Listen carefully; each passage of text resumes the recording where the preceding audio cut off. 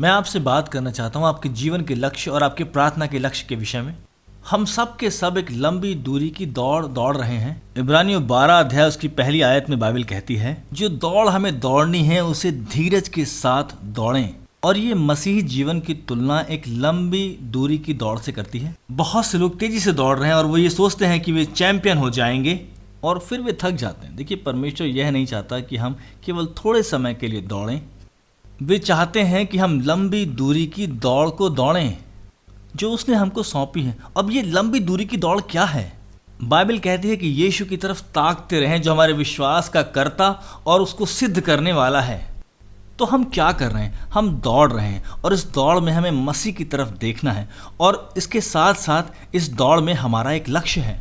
मैंने वास्तविक यूनानी दौड़ को दौड़ा है, कम से कम उसके कुछ भाग में मैं दौड़ा हूँ। ये मैंने बहुत सालों पहले किया और वहाँ पर कई हजार लोग खड़े थे उस मैराथन को दौड़ने के लिए। और क्या मैं खोज पाया हूँ कि सब कोई एक लक्ष्य के साथ दौड़ रहा था। कम से कम उनका एक उद्देश्य था जिसको वो पूरा करना चाहते थे। कुछ लोग वहाँ पर उस दौड़ को जीतना चाहते थे, कुछ लोग इसलिए दौड़ रहे थे क्योंकि उसके द्वारा स्वास्थ्य को लाभ मिलता है, और वहाँ पर कुछ लोग इस दौड़ के ऐतिहासिक महत्व के कारण दौड़ रहे थे। और लोगों के बहुत सारे लक्ष्य थे, लेकिन एक बात की मैं गारंटी दे सकता हूँ, कोई भी वहां भूल से नहीं आ पहुंचा था। वहां हर एक के पास एक लक्ष्य था। एक मसीही जीवन में हमारे पास एक उद्देश्य होना चाहिए और उस उद्देश्य के पीछे हमें चलने की आवश्यकता है।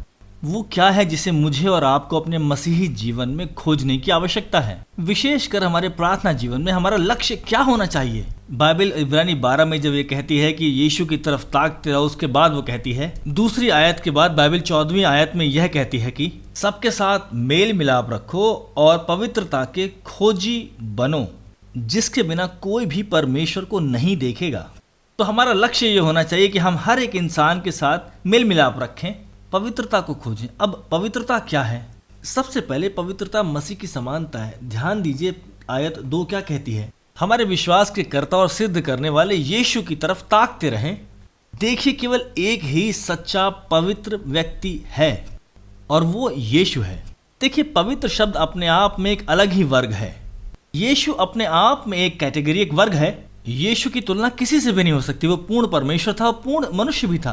परमेश्वर का पुत्र और मनुष्य का पुत्र है, और वो इसलिए भी अनोखा है क्योंकि वो संपूर्ण रूप से शुद्ध है।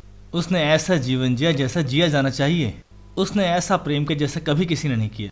उसने वैसा जीवन जिया जैसा परमेश्वर चाहता है कि हम जिएं। वो एकदम पवित्र है, वो एकदम शुद्ध है। जब हम पवित्रता को खोज रहे हैं तो हम किस चीज को खोज रहे हैं? हम मसीह की समानता को खोज रहे हैं। हम उसके जैसा हो जाना चाहते हैं।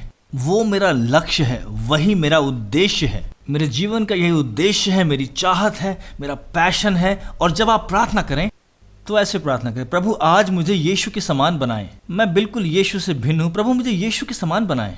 आप क्या खोज पाएंगे जब आप प्रतिदिन निरंतर इस प्रार्थना को करेंगे? सो परमेश्वर आपको वो चीजें दिखाएगा जो मसीह की समानता में नहीं है, वो उनको दूर करेगा। और फिर आप प्रार्थना करेंगे, प्रभु मुझे और यीशु के समान बनाएं। वो आपको और अधिक यीशु के समान बनाएगा। ये आपके जीवन का लक्ष्य होगा। मैं आपको बताना चाहता हूँ, जब जीवन का अंत होगा तो आप उद्धारकर्ता को ये कहते सुनेंगे, शाबाश अच्छे और विश्वास योग्य सेवक, क्योंकि आपने जीवन को उस लिए समर्पित कर दिया है जिस लिए जीवन बनाया गया था, यीशु के समान बन जाने के लिए। पवित्रता के खोजी बने, उसके बिना कोई भी परमेश्वर नहीं देखेगा।